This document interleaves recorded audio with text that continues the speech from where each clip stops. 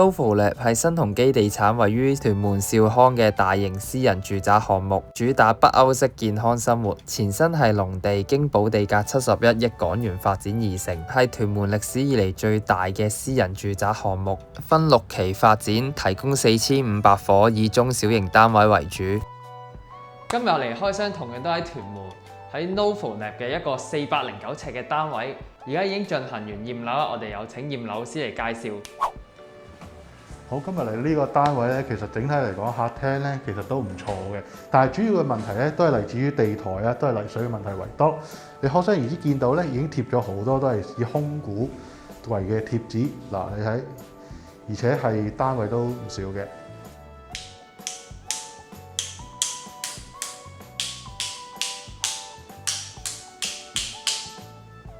咁廚房呢個部分咧，你見到呢一塊板咧係瞓低咗嚟，咁點解咧？嗱，雖然佢係一個勾，但係你係見到咧，佢呢一個位置嘅勾咧係甩咗，亦都係冇扣喺板度嘅，咁導致佢塊板會跌落啦，同埋亦都係扣唔穩嘅。今次驗樓嘅單位其實整體嚟講係做得唔錯嘅，基本上冇乜問題，最多都係有少少污跡啊，一啲好容易解決到嘅問題。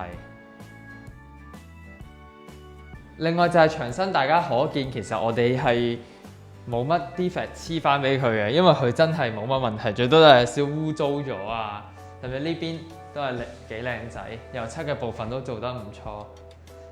不過值得留意嘅就係空鼓嘅情況，的確係有啲多嘅。我哋睇到呢一片全部都係空鼓啦，因為如果佢空鼓嘅面積比較多嘅話，佢有機會成塊都要換㗎啦。或者呢啲地方我哋全部都敲得出。之前都有講過啊，如果係近露台嘅地方空鼓呢，喺有風球或者係黑色暴雨等等嘅情況下，係幾容易會滲水入間屋嘅。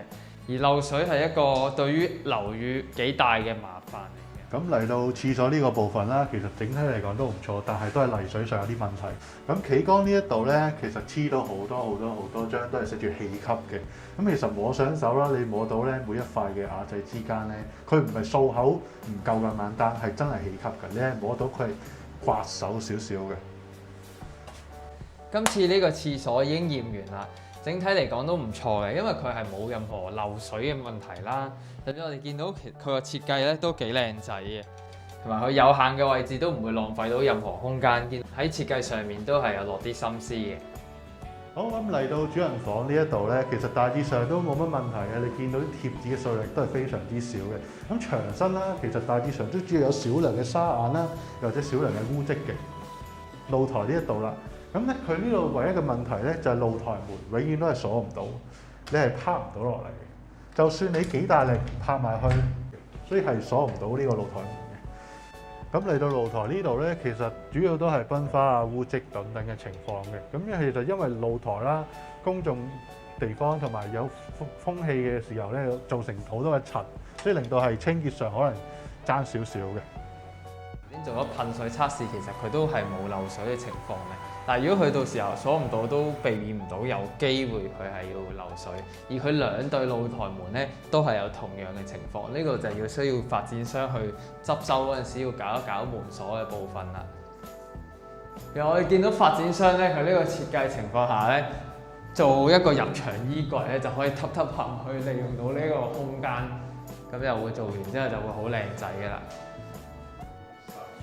而細房咧，其實同大房一樣嘅質素都唔錯嘅，主要都係有少少污跡嘅問題啦。今次驗樓嘅體驗相當都唔錯啦，好快就可以結束咗個行程啊！因為的確係冇乜大問題嘅，主要都係啲分花爛裂。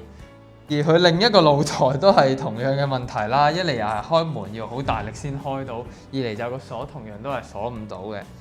不過佢其他嘅部分，例如玻璃啊或者啲泥水啊，其實除咗污跡咧，都冇咩大問題。大家見到去水咧，只有呢個位去水，咁佢到時候係點樣咧？就係全部斜晒去靠呢個位去水，咁去水就會慢少少嘅。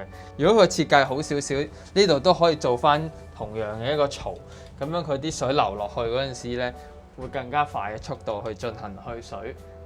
不過咁，佢呢個始終咧都幾高下，其實係唔會積水嘅，只不過可以去得更加快。而發展商咧都好貼心準備咗啲簡單介紹，可以俾業主了解到成個建材佢嘅簡介啦。同埋使用上有咩需要注意嘅事項。廚房都有類似嘅介紹。今次驗樓嘅體驗相當之唔錯，因為整體嚟講質素都比較高嘅。除咗一啲小瑕疵之外，發展商都係好容易同埋可以好快地解決到個問題啦。唔知道下次開商嘅單位佢俾到啲咩驚喜我呢？大家記得訂閱我、like 同埋 share， 咁就可以睇到我更多嘅影片。